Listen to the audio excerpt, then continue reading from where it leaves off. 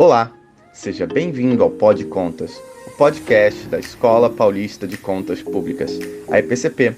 Eu sou Maurício Bento, servidor da Escola de Contas, e no episódio de hoje conversamos com Simone Maiara Ferreira, mestranda em Direito Constitucional e Teoria Política e analista política da Frente Parlamentar pelo Livre Mercado em Brasília.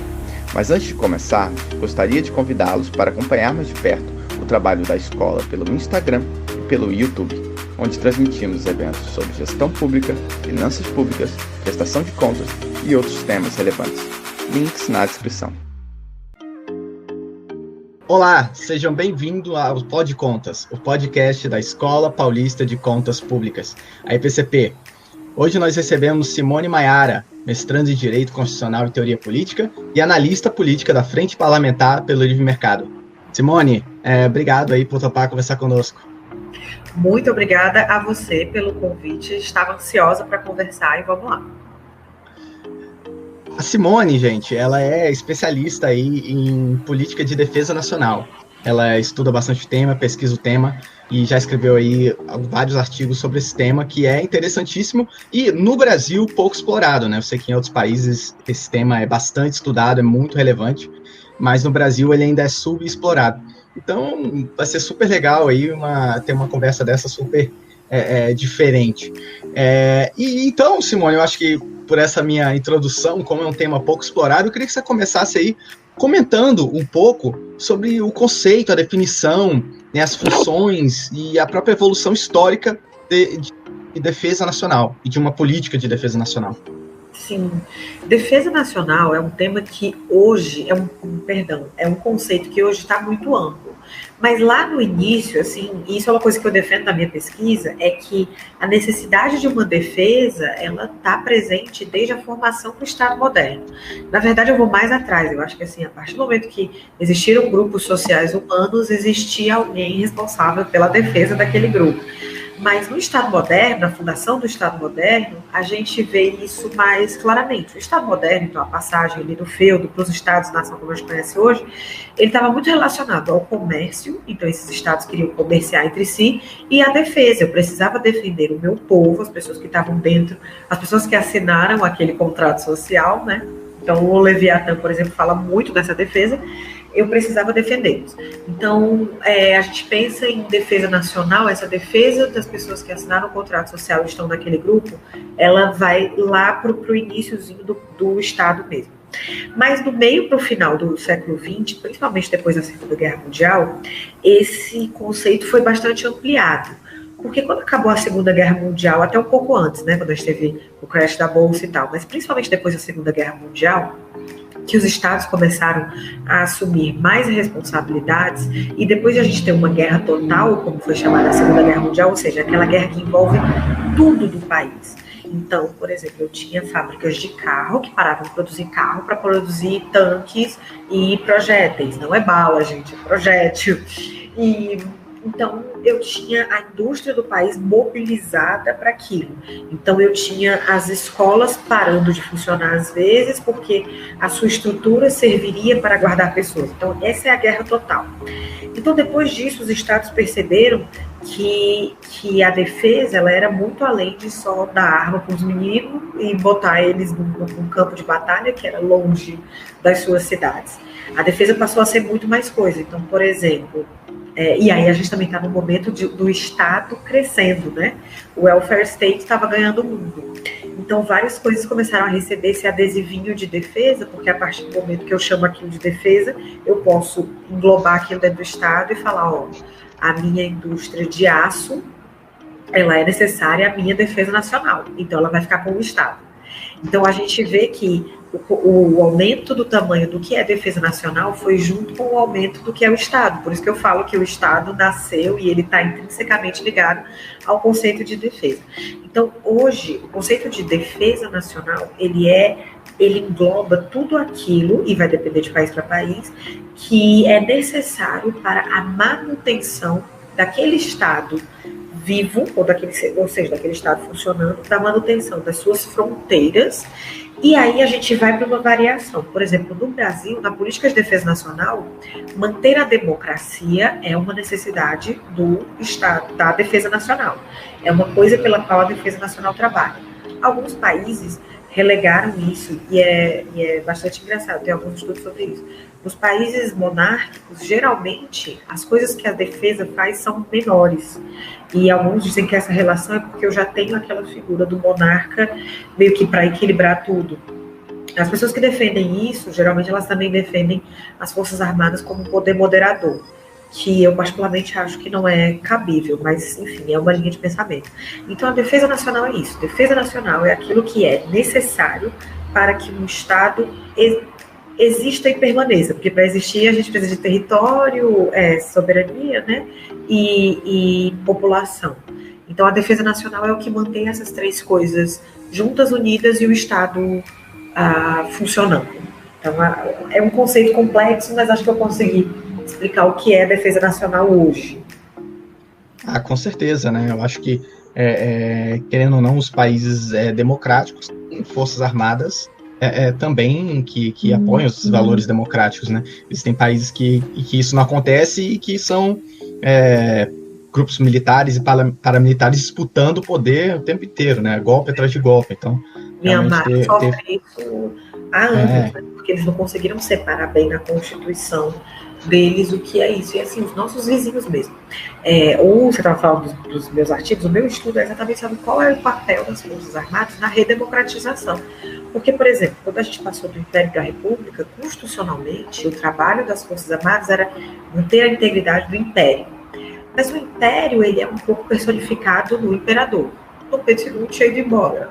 O Império tinha caído. Então, qual o papel dessas Forças Armadas numa república? E aí passou a ser manter a integridade da república. E aí, quando a gente teve a redemocratização, essa pergunta foi feita de novo. E hoje, constitucionalmente, a manutenção das instituições funcionam, mas no plano de defesa nacional, você fala muito da democracia, a manutenção da democracia e tudo. Porque se entende que a democracia já é um dos elementos que faz o país continuar intacto, entende? E isso foi muito necessário, porque os nossos países vizinhos, alguns também passaram por ditaduras e não aceitaram isso. E aí você tem uma Venezuela, por exemplo, que não tem uma função clara para as Forças Armadas, e aí vem o ditador e usa as Forças Armadas para o que ele quiser, para a política partidária, né? Porque as Forças Armadas são um elemento político, mas ela não é um elemento político partidário. A diferença maior é nesse termo.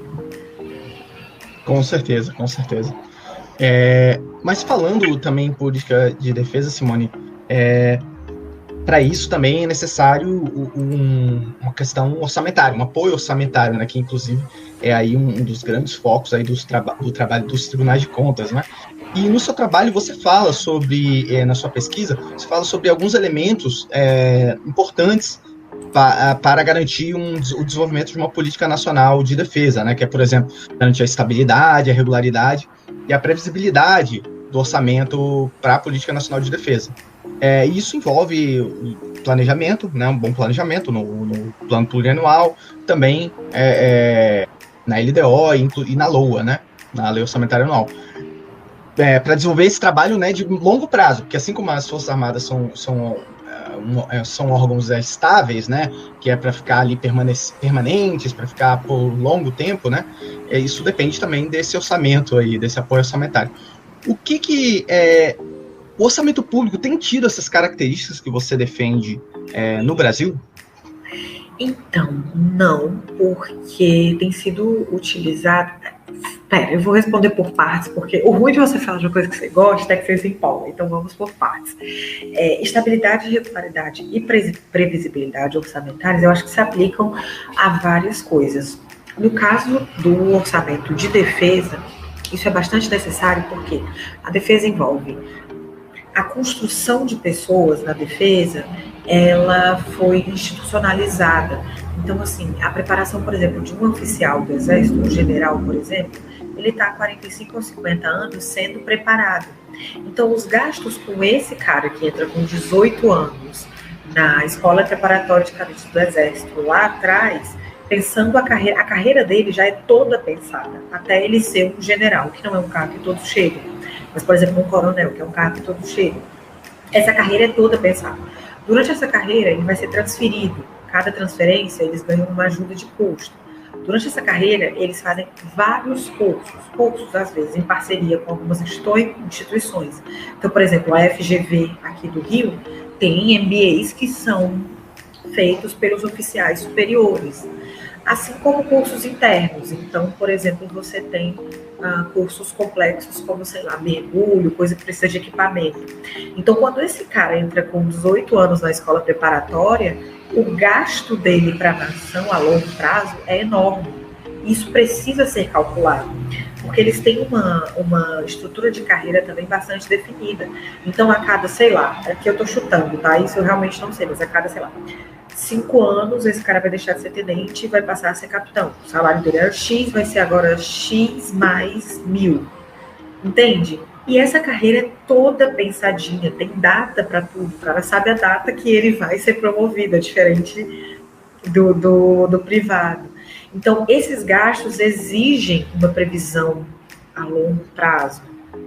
Outra coisa que exige uma previsão a longo prazo, que as pessoas às vezes não pensam, por exemplo, recentemente a gente lançou um satélite que vai ser específico para ficar em cima da Amazônia e mandar informações da Amazônia. Isso é defesa nacional, não só pela proteção das nossas fronteiras, mas, por exemplo, hoje a nossa diplomacia não está sendo tão respeitada por causa de questões ambientais. Nós estamos sendo cobrados por questões ambientais. Então, eu já posso dizer, olha só, eu tenho um satélite em cima da Amazônia que me dá informações em tempo real. Eu estou tomando conta da minha floresta. Então, União Europeia, você não pode mais me apertar tanto. Isso é defesa nacional. Só que para fazer esse satélite, eu tive que formar engenheiros no ITA e no IME, que são grandes institutos de tecnologia, alguns dos maiores do país e reconhecidos internacionalmente, são institutos que estão sob a batuta do Ministério da Defesa. E os alunos desses institutos moram lá, né? É esquema de internato. Então, você entende que eu tenho que ter esse planejamento a longo prazo, que é um planejamento que envolve tecnologia, envolve preparação humana. Por isso, eu preciso desse planejamento a médio e longo prazo. No Brasil, a gente tem um problema muito sério, que eu acho que tem a ver com essa questão de ainda as Forças Armadas não terem encontrado exatamente seu lugar depois da redemocratização. E, assim, eu vejo isso para tudo. Você que trabalha em contas públicas talvez me diga melhor. Mas a gente não tem políticas de Estado. Em outros países, a defesa, por exemplo, ela é uma política de Estado. Por exemplo, nos Estados Unidos, saiu Trump, entrou Biden. Água e óleo, a gente viu aquela confusão na transição, o Trump não participou da transição, aquilo tudo. Agora deu 20 dias de governo, o Biden estava mandando bombardear a Síria, igualzinho o Trump fez. Porque eles têm um projeto de projeção internacional e um projeto de política de defesa alinhado, democrata ou republicano. Então, o planejamento, inclusive orçamentário, ele é feito levando isso em conta. Então, por exemplo, o Trump barrou militares trans. O Biden, já na primeira semana, tirou essa proibição. Isso é menor. Eu sei que os gastos para as Forças Armadas dos Estados Unidos nunca serão menos que X, porque aquilo é o que eu preciso para continuar. Mandando satélite para o espaço, aquilo é o que eu preciso para continuar, mantendo meus navios no mundo, entende? Então, no Brasil, a defesa, por exemplo, esse artigo que você citou, que é o que eu falo especificamente das contas, um dos jeitos de provar na minha pesquisa que o FHC relegou a defesa para segundo plano do governo dele, foi mostrar que o percentual do orçamento, o percentual do PIB que ele usou para a defesa foi ínfimo. Foi basicamente para pagar os salários e pagar a alimentação. Ele não colocou nenhum gasto para investimento em pesquisa, nem nada desse tipo, entende? Então, a gente tem uma discrepância imensa, mesmo nos governos Lula e Dilma, entre o governo Lula e o governo Dilma, a discrepância de orçamento também é enorme. Então, o orçamento do Brasil, por não haver uma previsão de estabilidade, é um bom jeito de você saber se aquele governo deu mais moral para a defesa ou não. E aqui é importante entender que a defesa está dentro, e aqui eu estou bem puxando a sardinha para a minha pesquisa, porque é uma teoria que vem principalmente da Europa, do Raymond Aron, do Brasil, o Celso Laffer usa mais, que a defesa, ela caminha com a diplomacia, né? Um grande general, ele disse isso, que é o Clausewitz, que a guerra, ela é a política por outros meios. Então, a guerra, ela é um jeito do país conversar com os seus vizinhos. Hoje, está muito mais voltada também para a manutenção interna, né? E a gente vai falar disso. Mas a guerra, ela é um jeito do país lidar com os seus vizinhos. Ela é parte da política externa de um país. E pelo orçamento, pela forma como trata o orçamento, a gente consegue dizer se esse país realmente considerava isso, do FHC zero considerava. E a gente vê, por exemplo, o Lula, que considerava super e colocou muito dinheiro na defesa e fez previsões orçamentárias e planos até 2020, que não foram cumpridos quando a Dilma entrou. Então, essa tríade de estabilidade, regularidade e previsibilidade no Brasil é utópica. Assim, ela não se aplica para as Forças Armadas, para a defesa. Quando eu falo Forças Armadas, parece que é quase um tribalismo, um partidarismo. E não é, para a defesa, que é bem mais amplo. Com certeza. Então você já falou até uma coisa que eu estava pensando em conversar, que era sobre se a política de defesa tem sido uma prioridade. A resposta, pelo visto, é não, né? Então não tem sido pelo orçamento a gente vê, né? Não só prioridade, mas assim, não tem tido nenhum grande planejamento ou enfoque, nem nada do tipo, né? Mas assim, nos últimos anos, não, assim. No governo Lula, ele, principalmente no primeiro governo, porque foi assim, começa na verdade na época da campanha. Na época da campanha, existem algumas escolas de altos estudos das Forças Armadas. Uma delas é a Escola Superior de Guerra, ela é bastante antiga. E ela é bem aberta, inclusive estou pensando em tentar doutorado lá, ela é bem aberta assim, para a comunidade, porque realmente no Brasil não é tão difundido, mas ela é bastante aberta.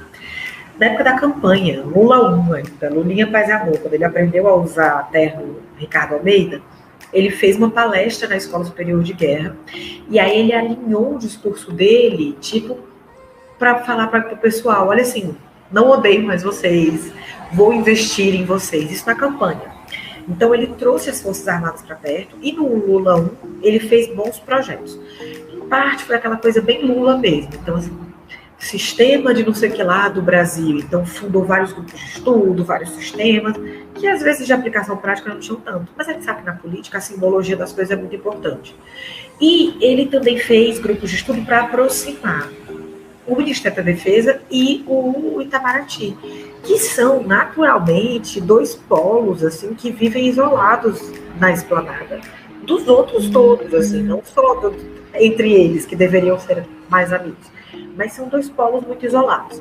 E ele investiu principalmente na parte científica. Mas por quê? Eu não sei se eu estou me adiantando aqui nas perguntas, mas é porque no governo do Lula realmente é um jeito excelente de usar, porque é o seguinte, Lula tinha um sonho, ele e o Celso Amorim, eles tinham um sonho de conseguir um assento permanente no Conselho de Segurança da ONU. E o Conselho de Segurança da ONU, porque é o órgão mais prático da ONU, é o órgão que você consegue ver uma ação. Então, por exemplo, os capacetes azuis, que são aquelas imagens que a gente vê o pessoal com o uniforme, o capacete azul da ONU, aqueles caras, eles são o braço da ONU no mundo. O sonho do Lula era conseguir um assento no Conselho de Segurança da ONU.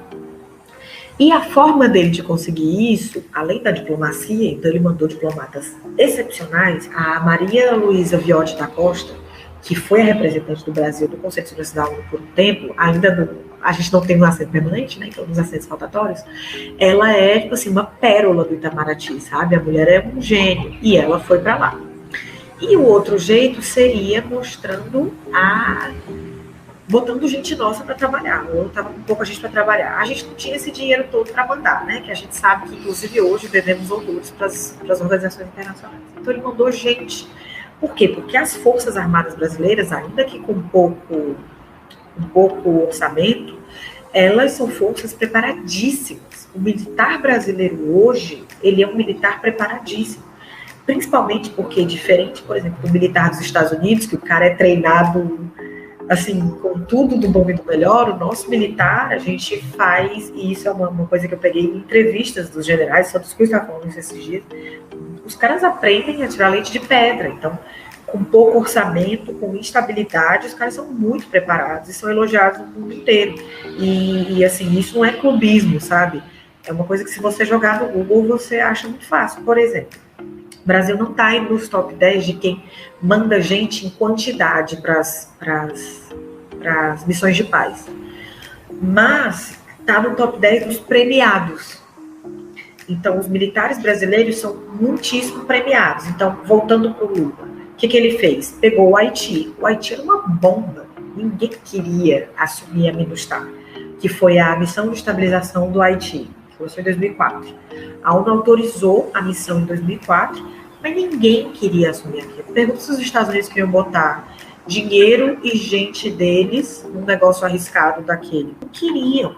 Até porque a preocupação deles é muito mais pelo Oriente Médio. Então, o Brasil queria um reconhecimento maior na comunidade internacional, sabia que esse era um bom meio, o Lula já estava muito bem obrigado com os militares, e aí assumimos a MINUSTAH, que foi uma missão dificílima, uma missão que teve 1 milhão de problemas e que o pessoal desenrolou. Então, esse é o tipo de uso que você pode dar para as Forças Armadas. O MINUSTAH é um exemplo maravilhoso, que é assim, eu estou fazendo isso porque eu quero mais espaço na comunidade internacional. É direta a ligação, não tem ruído nessa chamada, sabe? É uma ligação completamente direta. Então, esse foi o uso, nos últimos anos, mais claro que a gente deu para as Forças Armadas enquanto um instrumento da política externa. Mas também, se você voltar para trás aí 30 anos, a gente não vê muito mais que isso, sabe? Perfeito, super interessantes essas colocações aí. Eu lembro da missão do Haiti, de acompanhar pelas notícias, e realmente era um momento de bastante participação dos militares brasileiros ali numa missão internacional. Eu mesmo olhava com bastante admiração nesse momento. Mas Simone, falando sobre essa missão, queria também falar sobre justamente essas outras atividades hoje das Forças Armadas, né? Do Ministério da Defesa, que não propriamente aquela função primordial histórica dos militares, que é participar diretamente de guerra, né, de uma guerra direta contra um inimigo que está invadindo o seu território, etc. Felizmente, né, a gente está vislumbrando que essa atividade está decaindo, que é algo extremamente positivo. Porém, os militares e as Forças Armadas, o Ministério da Defesa, têm cada vez mais recebido outras tarefas. Você mesma mencionou aí o monitoramento de fronteiras, né? E isso acaba fazendo com que os militares estejam indiretamente envolvidos no combate a crimes, né? Como contrabando, sonegação, tráfico de drogas, armas, pessoas.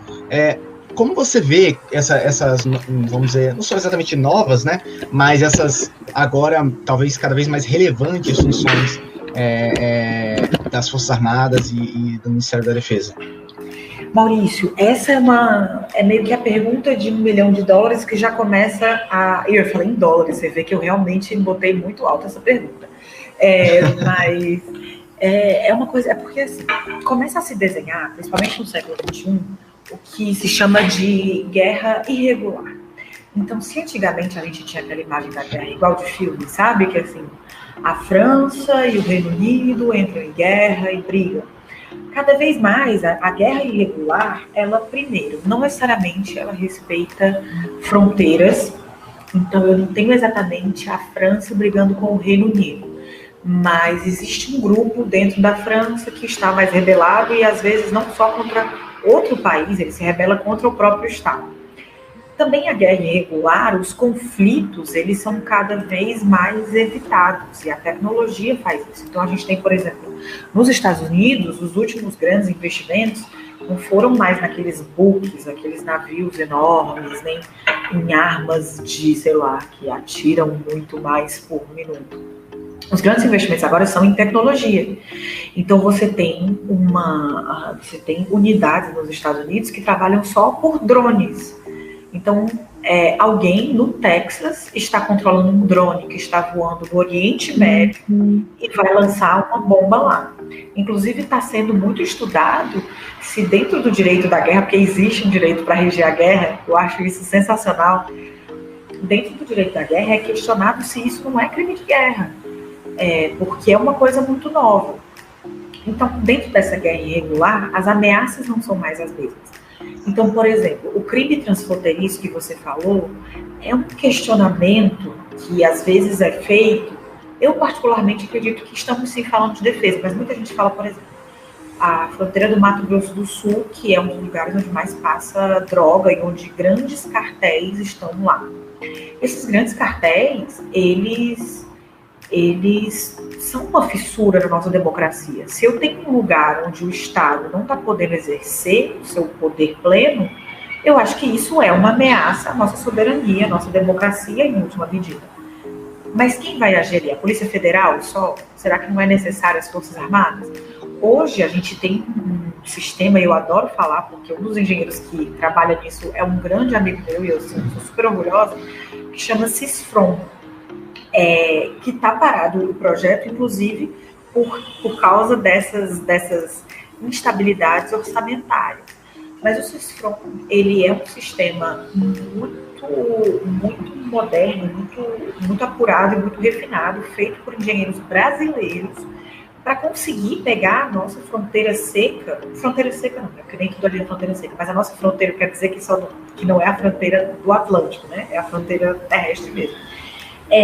Não é a nossa costa, é a nossa fronteira, que são 8 mil e poucos de fronteira, acho que mais até, na verdade. Os meninos já me falaram que são tipo 13 mil quilômetros, 13 milhões de quilômetros, sei lá. Eu vou falar o número errado aqui, eu sou de humanos, gente, não lido com números. Joga no Google que você vai ver que a fronteira é gigantesca. E aí um sistema de satélites e coisas para cobrir essa fronteira. Quem está fazendo isso são as Forças Armadas. Mas aí quando eles enxergam, por exemplo, algum crime, isso vai caber para a polícia, é um questionamento que surge. Mas hoje, as ameaças à nossa soberania, à nossa integridade, não dá para você dizer que a ameaça, ela é aquela ameaça clássica. Inclusive, tem uma das coisas que, por exemplo, a construção de Brasília, para Brasília ser central, uma das coisas é porque na época era por uma razão de segurança. Então, por exemplo, navios parados no Rio de Janeiro não conseguiriam atingir Brasília.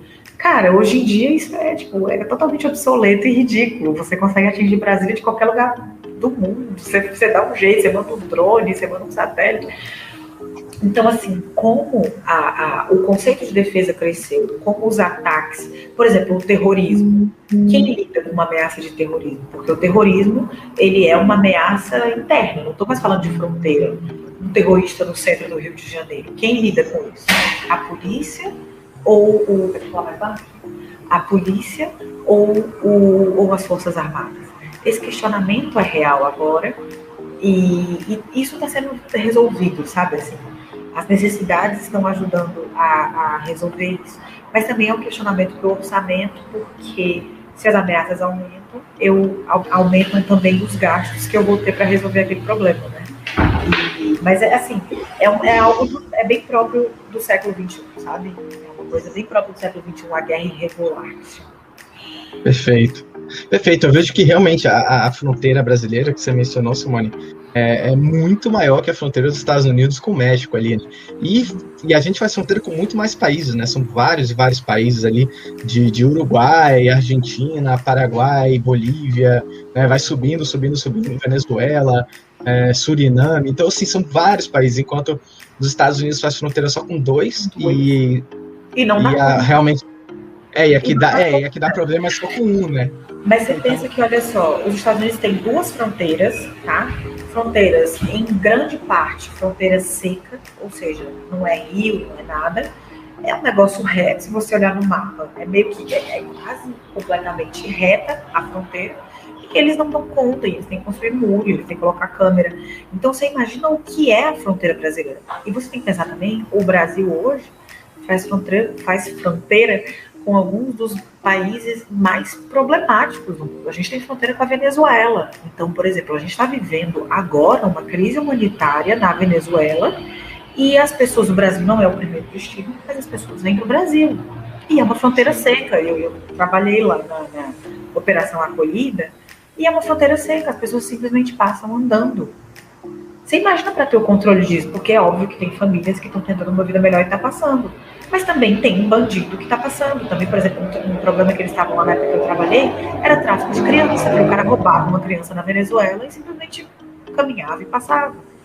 Então, a fronteira brasileira, ela é um problema enorme, enorme, enorme, enorme, assim. Ao mesmo tempo que é um benefício, porque a gente tem essa posição de países amigos, a fronteira ela é um bom sinal. Ao mesmo tempo, ela é um problema gigantesco hoje para o Brasil, sabe? E quem cuida disso é a defesa, entende? Então, quando eu falo da estabilidade, da previsão dos gastos, tem muito a ver com isso também, porque a fronteira vai continuar aí. Você pode diminuir o orçamento das Forças Armadas, você pode fazer tudo. A gente vai continuar fazendo fronteira com o Paraguai, com a Venezuela e com a Bolívia, e sabe? Vários países, com certeza. Mas falando sobre isso, sobre essa questão internacional, Simone, eu queria que você falasse um pouquinho mais justamente sobre o papel aí da política de defesa nacional e das Forças Armadas na política externa de um país, né? Porque você mencionou lá no início que essas são quase dois lados da mesma moeda, né? A diplomacia e a defesa enquanto Forças Armadas, né? E como então o Ministério da Defesa e as Forças Armadas, uma política de defesa nacional, como elas podem contribuir para uma maior inserção internacional do Brasil? Então, e talvez até de um aumento da relevância do Brasil aí no âmbito das relações internacionais. É o que eu defendo, né? Você tem uma parte do Itamaraty e é uma corrente de pensamento que tem sido a principal nos últimos tempos, que pensa que assim, há anos nós não nos envolvemos em conflitos. Os últimos conflitos do Brasil foram os conflitos que definiram as nossas fronteiras. Então faz muitos anos de verdade. E muita gente diz que o que o Barão do Rio Branco defendia era a concórdia, ou seja, o ajuste com os países amigos, basicamente pela diplomacia e não usando o braço armado. Mas é uma grande mentira. Nas cartas do Barão, o último discurso do Barão foi no Clube do Exército, aqui no centro do Rio de Janeiro. E ele sempre soube que a gente precisava dessa, a dissuasão que chama, é o fator proibitivo. É você saber que o outro tem força suficiente para te obrigar a algo ou para defender caso você ataque. Então, o próprio Barão do Rio Branco trazia isso. Mas a corrente vencedora no Rio Branco é a corrente que diz que esses são mundos muito separados. E até culturalmente tenham sido mundos muito separados. Mas, por exemplo, no caso do Haiti, foi um jeito de colocar o Brasil no mapa. O Brasil é considerado uma potência média, uma potência regional. Então, por exemplo, uma outra forma de usar as Forças Armadas para nos conectar aos nossos vizinhos, já que somos uma potência regional, permitir que os outros venham fazer cursos aqui e mandar militares nossos para fazer cursos em outros lugares. Então, além de ter o conhecimento do outro lugar, você vai selar laços diplomáticos. Quando você faz isso, é um laço diplomático que você está selando, entende? Então, existem várias formas de você usar as Forças Armadas pela dissuasão. A dissuasão é aquela coisa do tipo, o Chile, um pouco antes de eu começar o mestrado, então acho que tem uns 3, 4 anos, o Chile reformou todo o seu material bélico. Todo o seu material bélico. O Paraguai comprou as coisas usadas do Chile e o Chile comprou tudo novo, mandou trazer coisa de Israel, tecnologia altíssima, trouxe coisas dos Estados Unidos. Ele pode nunca usar isso, mas você acha que o vizinho do Chile, e eles têm algumas briguinhas por território, pequenas, mas tem algumas briguinhas por território, você acha que algum vizinho vai brigar com o Chile, sabendo que eles reformaram tudo? E tem outra coisa, nós vivemos em democracias, a transparência é uma constante. Então, por exemplo, no Brasil, a gente tem o Livro Branco de Defesa, que é um documento que a maioria das democracias tem. Nesse Livro Branco da Defesa, o país coloca as suas estratégias, obviamente que não tudo, mas coloca os seus objetivos, as suas estratégias e coloca o que ele tem. Então, os meus amigos vão ver aquilo e vão pensar, cara, se eu tiver um problema, é melhor eu ser amigo do Brasil. Os meus inimigos, a gente não tem inimigos declarados, mas os meus possíveis inimigos vão olhar aquilo e vão pensar, cara, é melhor eu ter cuidado com o Brasil. Ou que é o que muita gente chama que é a escalada, né? O mito do encouraçado. O general Vilas Boas sempre falava disso. Então, assim, eu crio um encouraçado que aguenta a arma que você tem. Encouraçado é um navio encouraçado, então eu crio um encouraçado que aguenta o que você tem. Você vai colocar os seus cientistas para produzir uma arma que fure esse encouraçado. Enquanto isso, os meus cientistas vão ficar procurando um jeito de proteger já da arma que você vai. Então, é uma escalada. E assim, eu brinco que é complicado falar isso, porque seria muito mais bonito eu estar cantando Imagine aqui, dizendo pra gente se abraçar e vamos viver a paz mundial. Mas essa lógica é a lógica pela qual a raça humana vem se organizando desde sempre. Óbvio que a gente chegou num ponto, logo depois da Segunda Guerra Mundial, e foi quando a defesa caiu um pouco, saiu de moda, porque como a gente chegou no ponto das armas nucleares, então a gente chegou num ponto em que eu posso tanto destruir o meu alvo quanto acabar com a raça humana, a gente tem meio que agora um parâmetro. Com isso aqui a gente não brinca, que é o que chama MAD, né?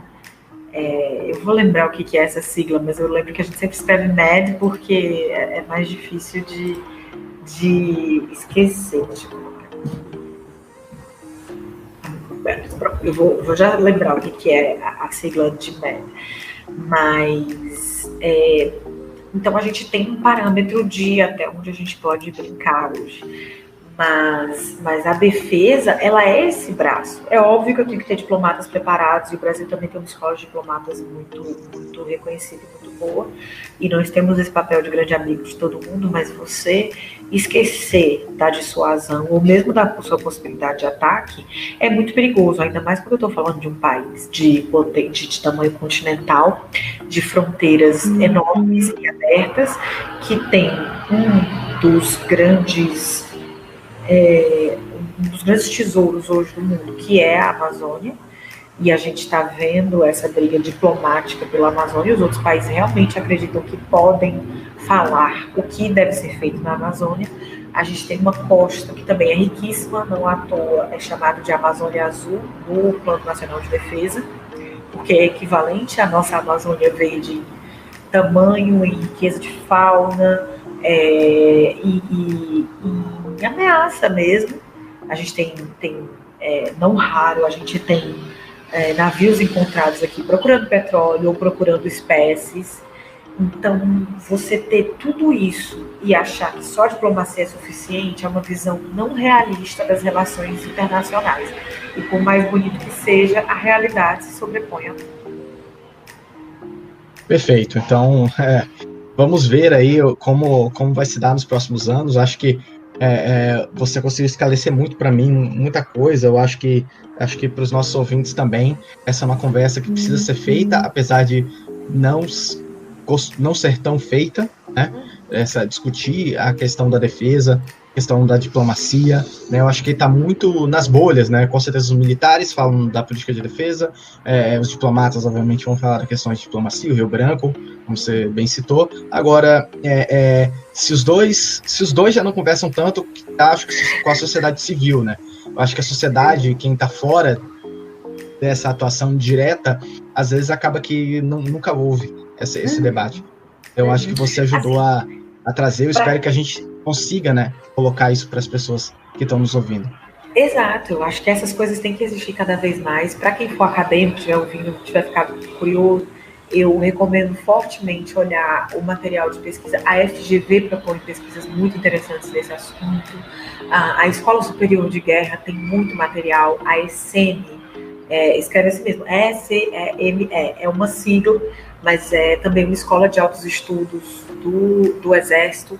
A Marinha tem uma escola de altos estudos navais. Então, assim, você tem um grupo pequeno, acabou ficando muito acadêmico, um grupo pequeno que discute isso, mas estamos numa democracia, Como Meg diria, Margaret Thatcher, minha musa suprema, não existe dinheiro público, existe o dinheiro do pagador de impostos. Então a gente tem que saber como o nosso dinheiro está sendo usado, a gente tem que saber o que esses caras estão fazendo. Essa é uma grande dificuldade da defesa, porque a gente não tem um parâmetro muito sólido de medir isso. Mas ainda assim é o nosso dinheiro e a gente tem que tratar e também ouvir um lado diferente, sabe? Eu acho que às vezes a gente só escuta falar mal das Forças Armadas e é um trabalho primoroso. A gente tem Forças Armadas preparadíssimas, a gente tem grandes homens e mulheres que estudam esse país, sabe? E é interessante também ouvir o que eles têm para dizer. Por isso que eu sugiro esses sites para quem tiver interesse procurar material. Tem revistas muito boas, tem coisa muito bem escrita sobre. Perfeito, então. Simone, muito obrigado aí pela conversa, pelas dicas, pelas reflexões. Eu mesmo gostei muito e acho que os nossos ouvintes também. Obrigado aí por se dispor a conversar com a gente.